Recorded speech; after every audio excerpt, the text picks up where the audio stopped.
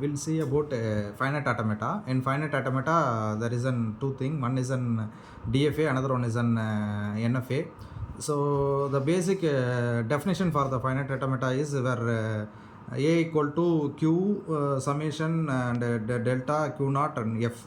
So actually the Q is an set of states, where the Q is represented as a set of states, and summation is an input symbol, and this is a transaction function, delta is a transaction function, and Q naught is an initial state, that is in starting state, and F is a final state. This is a basic definition. It is a 5 tuple system, otherwise we can call about the 5 tuple system.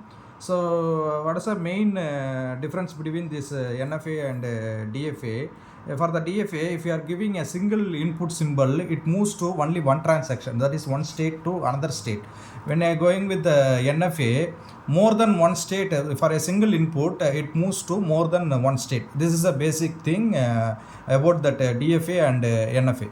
So when I'm going with the DFA, this is a basic definition, that is the formal definition for that, already we are told like that, that is A equal to Q and summation and the transaction function, Q naught is in start state and F is in accepting states. By this we will go with one example. In example,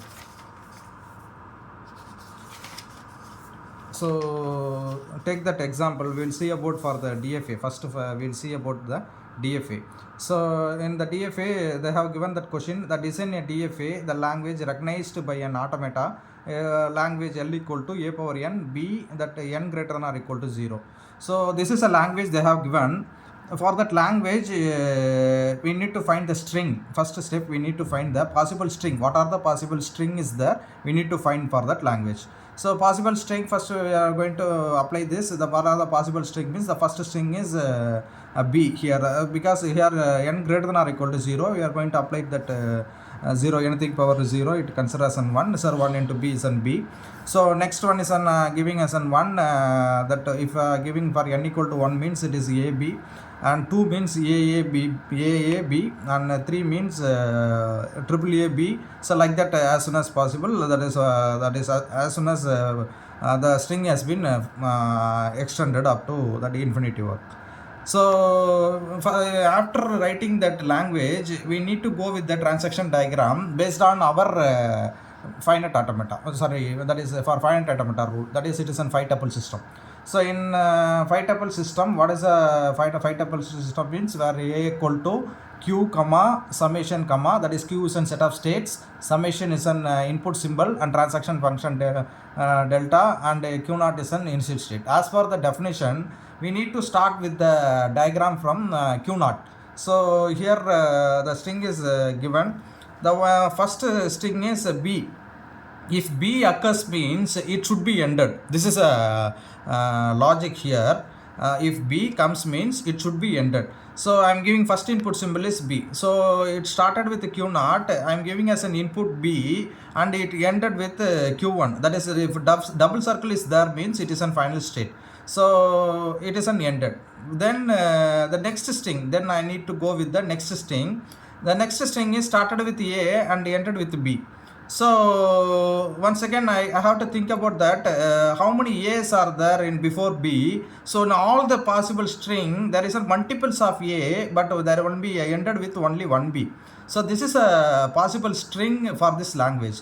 So when you're going with the multiple A's, A means we can go with the looping, like a looping condition, over loop. In a finite automata diagram, we can go with the over loop. If you are giving that over loop means it represents that many times, up to whatever the values is available, that time we can able to run within a loop. So that has been given here. So that is over loop is given here. So A has been given. So if A is a multiple A's has been accepted in the within the Q naught state itself, when B comes means it is ended.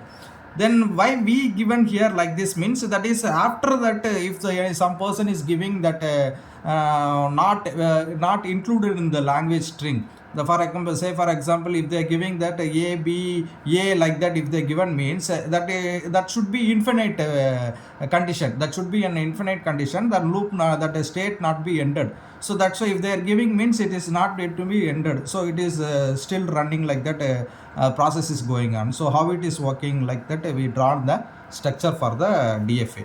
So after drawing that, we need to go with the transaction table.